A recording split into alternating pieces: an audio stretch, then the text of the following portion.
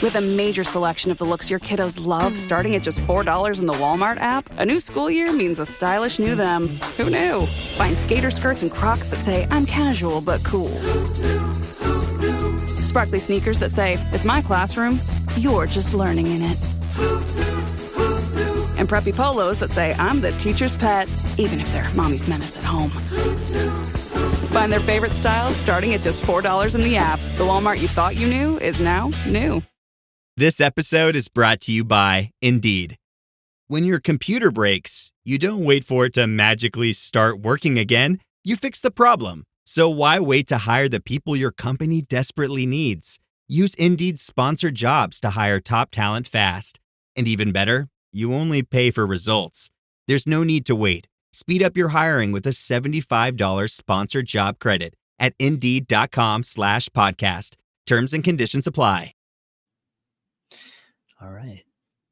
Good morning, guys, and welcome to the podcast. I'm very delighted to have on our podcast the next guest, Tim Peters, and he is the CMO of Guideline AI. We're going to hear all about what he does, where he helps brands and agencies, how he helps clients to answer problem solutions that they're searching and seeking for. And he's been backed by private equity and venture capitalists, and I'm really happy to have him on to discuss his work. Tim, welcome. Hi, Christopher. So great to be here. Thanks so much for having me. I'm looking for a wonderful conversation. Yeah. And briefly, one-liner, what you do, who your clients are, who you serve, and we'll dive into the questions. Definitely. Yeah, great. Thanks for that. I consider myself the accidental marketer. It's been about 25 years now. I started my career in sales, carrying a bag, but realized just how exciting it is in this world of combining sales and marketing. And over the last 25 years, I started off as a business development rep, got into marketing and slowly climbed the ladder. And for the last decade or so, I've been a senior marketing leader, both at public, private, venture-backed and private equity-backed companies, mostly in the B2B space and mostly in technology. And so I'm excited to share, lessons learned there from the different chapters in a company's history, whether you're just starting off and you're pre-revenue to whether you're scaling. I'm hoping I can share some advice and tips and lessons I've learned along the way with the community. Again, my name is Tim Peters. The company I'm with is Guideline AI, and we serve actually CMOs and, as you mentioned, advertisers and advertising agencies. We collect as much of the world's advertising data as we can, the spend data from the world's largest brands, and can provide compelling insights to CMOs and agencies, whether that you're looking at a certain particular industry or sector and wondering how much is being spent, or say the cost per impression or cost per a television spot, or you're wondering, as we evolve into this world of digital, where people are spending money, whether it's traditional television, podcasts, blogs, digital, YouTube. We have all of that information, which is a wealth of resources for leading CMOs and agencies. And I'm having a great time actually marketing a solution that's for marketers during my time here at Guideline. Yeah, fascinating. And I really love that. And so we'll dive into the question, what's really interesting is like Guideline AI. And I'm really curious to see, how does AI fit into what you're doing, and who are your clients, and what are they searching answers, or what are they frustrated with? What are they seeking answers to? Yeah, so let me start with who our clients are. The world's largest brands are our clients, the CMOs, and also the world's largest agencies. And imagine a day in life for them wearing their shoes. You might have hundreds of millions of dollars to spend on advertising, and you're trying to understand where you should be doing that. What channels are working? What are your competitors doing? There's just so many options out there right now, from traditional television, traditional radio, to billboards and out of home advertising, to podcasts, which is just growing just amazingly well, as we all know. And so more and more folks are advertising there because of the amazing engagement and hosts and creative folks like yourself. And so we help them understand, where are people advertising, where are people spending their time, where are people spending their money, helping them understand their category. You might be in consumer goods, you might be in cars or pharmaceuticals. And so we can help folks understand what's happening in their specific category, understand who's spending where, who's listening, what's driving results. And so that's who we focus on and support. And then the AI component, gosh, we're collecting over $200 billion of advertising spend information every year. So where Wow. folks are spending those funds, again, across those different channels. And so we can use AI to help normalize that data and again, provide insights to those CMOs and to those marketing leaders where that can be a challenge to try and process probably billions of data points on a monthly basis. We're leveraging AI to provide actionable insights to our customers, maybe recommending where they should be spending those funds, what's going to happen with things like tariffs. Could that potentially affect advertising spend for their specific category? So we're loving all of these advancements in AI and have some great partnerships with leading providers that are very well known. And yeah, it's just helping us deliver more and more value for our customers. Yeah, I know what's really interesting is when the after the 2024 election, when there was a little bit more certainty, sponsors and advertisers, they were coming knocking. And then once this kind of this tariff scare back in March and April, it's just like everybody went quiet and scared, and but never a dull moment. Definitely, yeah, and we see that in our research that we like to publish and folks can find on guideline.ai, the effects of tariffs and what happens a quarter or two later. But hopefully things are stabilizing and we're going Yeah. to see more advertising investment as the economy grows. But there are some really interesting trends when you look at the advertising spend and the macroeconomics and things happening at a geopolitical level. Yeah. And so what I'm really people know a lot about just marketing and advertising and sales. When you throw in this idea of artificial intelligence, what the biggest companies, what should they be on the lookout for? What mistakes should they be observant when they're trying to scale marketing and advertising when AI is out there? Yeah, I'd say, gosh, there's a lot of things happening. It feels like marketing and maybe sales were two of the initial sort of areas where AI vendors focus, where they felt there was an opportunity. So it can be a bit overwhelming, but also exciting. But when Yeah. I scroll through my LinkedIn, it's a lot of folks saying, I don't know where to begin. I could spend my whole day just trying to keep up with all of these new vendors and what's happening and who should I be following or who should I be piloting in terms of new technologies. Mm. But I think, gosh, you got to stay close to it. You've got to spend at least a certain amount of your day, I think, staying on top of what's happening and learning about Mm. all these great AI tools. But Yeah. there's just so many incredible applications, and I can happily name maybe three or four where I'm seeing success, and it may be worthwhile for other marketers or business owners to take a look at. Uh, One would be market research. These tools uh, I'm finding can cut down days of research for me in terms of competitors, market opportunities, even campaign ideas. And so there's a lot of great tools out there that can really help scale, especially if you're a smaller business, do that market research or competitive intelligence.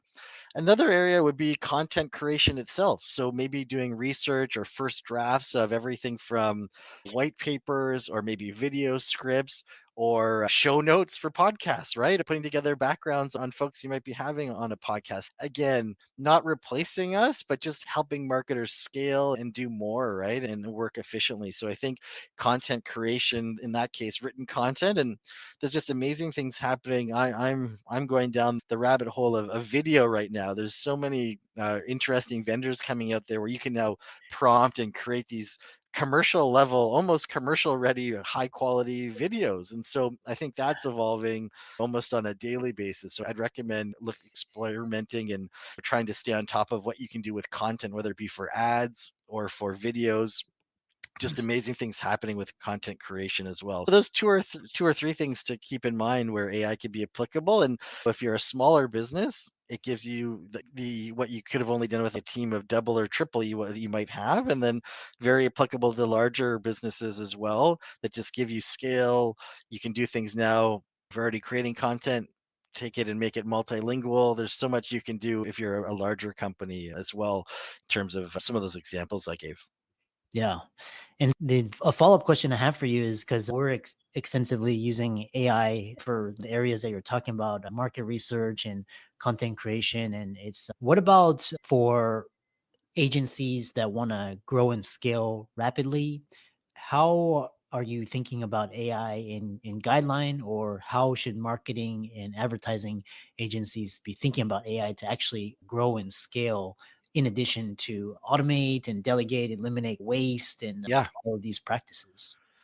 Yeah, great question. Another area that may be worth exploring, and everyone's situation is a little different, would be around business development. There's some interesting ways where if you break down what maybe a human sales development rep or business development rep did in the past, there are ways that you could potentially deploy AI to help scale and automate some of those activities. Like you said, separate from, say, content creation. And so if you think of what maybe a human business development rep did, they would research prospects, find their contact information, maybe send some emails out after first trying to write some personalized content, phone calls. And each of those steps now, there are AI tools that can maybe assist with that. And also some folks trying to build platforms that do all of those steps. And so we're definitely always keeping an eye out on those technologies and seeing what might be applicable for us here at Guideline. And I'd recommend that as well to small, medium, large size agencies, that there are ways there not to replace your sales team, but maybe to help take away some of those $5 and $10 tasks, which might be looking for the contacts, right? And letting Yeah. them do the high value work, which is having strategic conversations with prospects and existing customers, which is what you want your sales team doing, not updating the CRM, not looking up people's email addresses. A lot of that can be automated, and you have these great folks doing what they love as well and what you need them to be doing, which is closing business. So that could be an opportunity to explore aside from all of the great ways that AI can be used for content and research. Yeah. Next question is, because we talk about marketing, is it's all of the principles that we were talking about are applicable to different industries. And so what is the one common thread that ties all of these experiences together, from, because you worked in charity farming, now in tech? What is the common thread that ties into your leadership today? Yeah, thanks. I think for me, I have a real passion for growing businesses. I find that type of environment to be really exhilarating. And so whether it be working, volunteering, and working at a not for profit and helping it get off the ground, or an early stage startup, I find that type of environment really exciting. And there's usually a lot of collaboration and a close knit team that you're working with. And yeah, that type of environment I think can be great. And it requires a lot of creativity. You might not have the budgets or the resources of a larger, more established company. So I think as a marketer, it also brings out the creativity in you in terms of how to break through the noise, get those first few paying customers, and then keep that snowball rolling. And so for me, I've really enjoyed that aspect of, yeah, the world of technology, the world of not for profits, is how can you go from 0 to 1 and bring hopefully what is a good idea that can serve customers, bring that to life. A follow-up question I have for you is, because you worked with global markets, with Asia, Europe, North Sure. America, how does brand storytelling and what's working in modern brand building today that you didn't know about, or that you see that's coming in the future? Yeah, when I think of earlier in my career, I didn't really have that understanding or experience that markets are very different. And I think being on the ground, if you can afford it, having folks in the local markets is just critical. You can have an overarching brand story and brand pillars that you abide by, but it's definitely different in every country, right? You have to be appreciative. If you want to earn that customer trust, you have to take on each market as something unique and special, and really understand their buying habits, their culture. And so I think that's critical. And I didn't realize that early in my career, but when you start to do enough traveling and maybe you have local partners to work with and educate you, I think that's something that really came about. It could be something just from how your copy or your ads are translated, various nuances, but you can't get lazy and just try and have generic campaigns globally. I think it's important to localize or regionalize your strategy and your content, and where you can have someone based in that market if it's critical to you. That I think signals that you're serious about the market, that you're there for the long term, which is also usually critical in many markets, that folks see that you're not just a foreign company trying to sell and take advantage of a market, but you're there long term and going to be a long term partner. So, yeah, get local, get to know the market, maybe find a local partner if you can't have someone there full time. But yeah, you can have an overarching brand, but if you look at a whether it be McDonald's or a Ford Motor Company, there are differences, and you'll notice them from what you might see here in North America. And so, yeah, get local, get to know the market, find local partners, but don't treat it as one global vanilla market altogether. Really said. Earlier on in the discussion, you mentioned some of the platforms. For example, you mentioned blogs, podcasting, and I talk to a lot of creators these days, and a lot of them are saying you have to be on video and short form content. You have to be creating those two things, and you have to be on social media. In your opinion, what are you seeing? Because you have data from worldwide, and what platforms or what types of media are performing the best? Yeah, great question. We're really excited about short form content. It is just, we all have these things in our hands, right? Our phones. And so it's right there at our fingertips. And it's just more and more something that it's just becoming mainstream, right? So I definitely think folks should not be ignoring short form content. B2B and B2C brands. It's incredible who you're seeing on there, even from a B2B front now. And I think more and more we're going to see more investment dollars there. They're great digital channels where you can get attribution. So definitely, I would not ignore short form video. And whether it even be traditional longer form channels like YouTube, there's shorts. We're seeing what platforms like Instagram are doing as well. And so it's definitely something that has to be part of your strategy. I think podcasting as well, just fascinating. When you look at the statistics, over 500 million people are listening to podcasts. A huge majority or a huge number of folks listen to the full podcast straight through. And I think it's, gosh, 7 or 8 hours a week, I believe was the most recent study I saw in terms of how many hours people are listening to podcasts. So it's interesting. On one side of things, you have short form, instant hit content, but then you also have this great long form content as well, where people are sitting and listening to a full podcast that might be half an hour, 45 minutes, in some cases a couple of hours long. So those are just a couple of ideas, but I think definitely I would be looking at short form content, but also some of the emerging long form content like podcasts as well. Try and find ways to build your own audience. Treat yourself as a brand, and I think try and determine where your customers are as well, right? So experiment and learn, and then double down where you are getting traction, right? I think all brands, whether it be the demographics are different, but folks, you should find hopefully a channel that ranks higher, and you'll want to invest where you are finding you're connecting with your ideal prospects. Mint is still $15 a month for premium wireless. And if you haven't made the switch yet, here are 15 reasons why you should. 1, it's $15 a month. 2, seriously, it's $15 a month. 3, no big contracts. 4, I use it. 5, my mom uses it. Are you playing me off? That's what's happening, right? Okay, give it a try at mintmobile.com/switch. Upfront payment of $45 for 3-month plan, $15 per month equivalent required. New customer offer first 3 months only. Then full price plan options available. Taxes and fees extra. See mintmobile.com. Hey, business owners, we know you know the importance of maximizing every dollar. With the Delta SkyMiles Reserve Business American Express card, you can make your expenses work just as hard as you. From afternoon coffee runs to stocking office supplies and even team dinners, you can earn miles on all your business expenses. Plus, you can earn 125,000 bonus miles for a limited time through October 29th. The Delta SkyMiles Reserve Business Card. If you travel, you know. Minimum spending requirements and terms apply. Offer ends October 29th, 2025. How about television? Because I have a TV, but in terms of watching like a ABC or Fox or whatever major media, I haven't tuned in over 25 years. But I'm on my TV. I have a smart TV, so I'm on like Amazon Prime or Netflix. So Yeah. where does TV play a role in this whole emerging landscape? Christopher, that's a great distinction, right? There is linear television, which you can pull the signals out of the air and don't necessarily need a cable box for.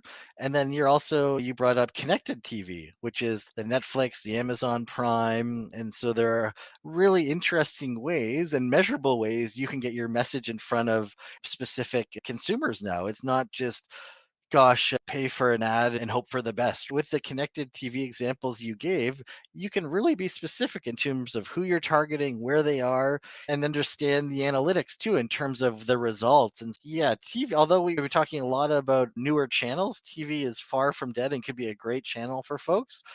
both linear TV, but also the advancements taking place in connected television. It's just incredible the type of targeting you can do to find places where your ideal audience, ideal consumers are watching television and to get in front of them. So it's a great point, and yeah, should not be ignored at all. And just amazing innovation happening there through some of the examples we gave, like Prime and Netflix and channels like Hulu. Yeah, I love all these like Disney, HBO Max. There's so many Yeah. Showtime. There's so many great channels content wise. And the another question I have for you is where does blogging play a role? Is blogging dead because you have Twitter and you got like Substack, you got email lists and newsletters and but like I said, I haven't visited a blog in over since the mid 2000s, but where does blogging play a role in all of this? Yeah, it's a great one. It's definitely transforming. You mentioned some examples like Substack, where maybe where blogging is moving to. Gosh, again, I think you have to start with your consumer or your prospect or your reader, and, and understand where they want to be. I'm a big believer in taking a multi-channel approach and letting them decide where do they want to engage and interact with you. That might be a podcast, it might be a blog, could be text message, video, as we discussed, and yeah, I think try and be and learn and try and be where your consumers or prospects are and innovate as you go. And I have no doubt we'll probably see 3 or 4 more channels before the end of the year that come on board that we'll all have to experiment with as well. I'd say definitely far from dead, probably more popular in B2B space, but they're also really interesting online communities, though, that are for everything from storytelling to paid premium business content that is similar to blogging. And I think it really depends on your unique situation. And lastly, where can people connect with you and find out more about you and to seek the answers to their solutions and their problems? Yeah, great. No, please come visit us at guideline.ai. Lots of great free research we post there related to the advertising industry and media industry. And if you want to connect with myself on LinkedIn, it's just it's at Timothy Peters. So always great to connect with folks on LinkedIn if I could ever be of help, or you have some questions related to some of the industry data we're publishing about the world of advertising and media. So yeah, definitely love to connect with people and would be happy to do so there. Excellent. And thanks so much for coming on and giving a great fireside conversation and keep up the great work. Thank you, Chris. I'm a big fan of the show. Really happy to be here. I'm Tim Peters, CMO of Guideline AI. I just had a crazy, invigorating, wild conversation with Chris. We talked about everything from advertising to future trends on media, what channels are dying, what you have to keep an eye out for in 2026. Please tune in and learn about how you can grow your business, whether that's a startup, a scale up, or you're a publicly traded company. We have some great tips for you on this week's episode.